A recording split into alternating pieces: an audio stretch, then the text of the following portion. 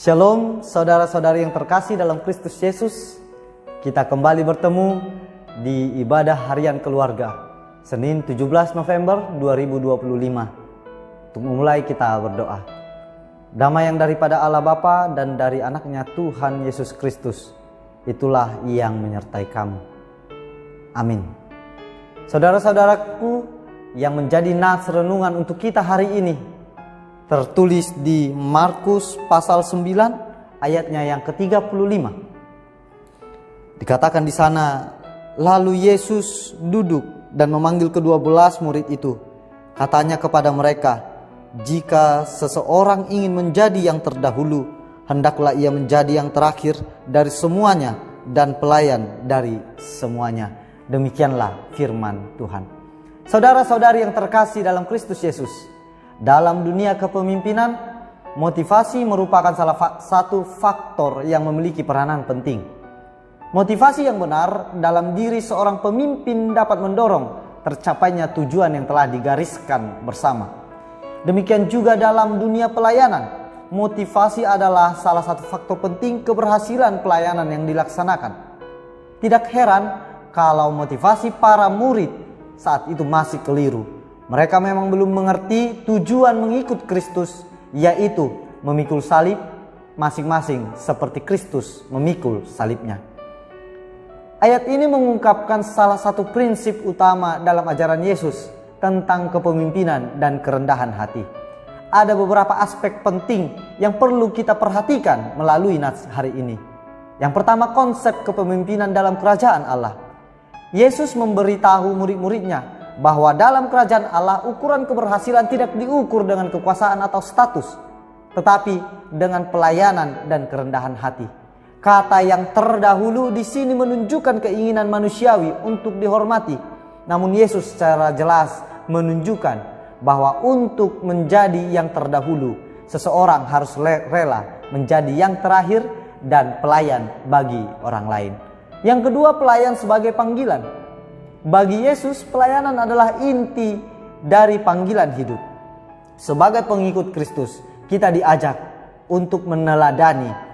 Dalam konteks ini, menjadi pelayan bukanlah pekerjaan yang rendah, melainkan penghormatan yang tinggi. Pelayanan kepada sesama mencerminkan karakter Kristus dan menunjukkan kasih Tuhan dalam tindakan yang nyata. Kita dipanggil untuk menunjukkan karunia dan juga talenta untuk menjadi berkat, bukan untuk meninggikan diri sendiri. Karena itu saudara-saudariku yang terkasih, ketika kita melayani dengan tulus, kesaksian tentang Kristus menjadi lebih kuat. Dunia perlu melihat kasih Allah yang dinyatakan melalui tindakan kita. Pelayanan yang dilakukan dengan semangat akan menarik orang lain untuk datang dan juga turut dalam pelayanan kepada Kristus. Dengan demikian, setiap tindakan kecil dalam pelayanan dapat berdampak besar dalam kehidupan orang lain dalam membawa mereka kepada pengenalan akan Yesus. Karena itulah nas ini menantang kita untuk merenungkan bagaimana kita menjalani hidup sehari-hari. Apakah kita masih membiarkan ambisi dan keinginan kita menguasai kita berinteraksi dengan orang lain, ataukah kita bersedia merendahkan diri dan menjadi pelayan, mengikuti teladan yang ditunjukkan oleh Yesus. Selamat merenung. Amin. Kita berdoa.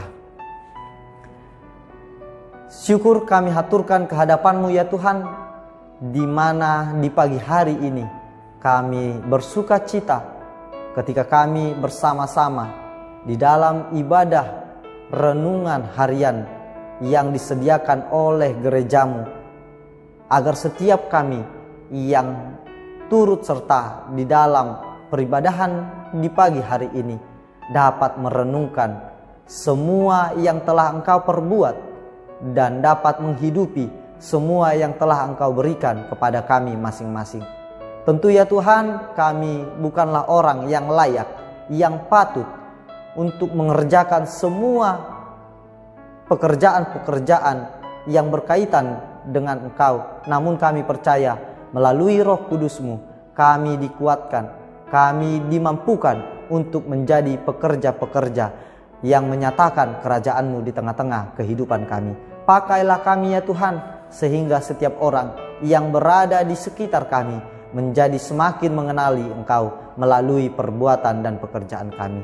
Kami serahkan kehidupan kami ke dalam tangan pengasihan-Mu. Biarlah setiap yang kami kerjakan satu hari ini menjadi kemuliaan bagi nama-Mu. Terpuji dan termulialah nama-Mu kekal sampai selama-lamanya. Dalam Kristus Yesus kami berdoa dan mengucap syukur.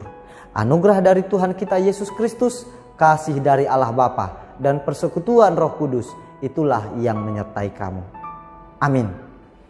Shalom, selamat beraktivitas untuk kita. Horas.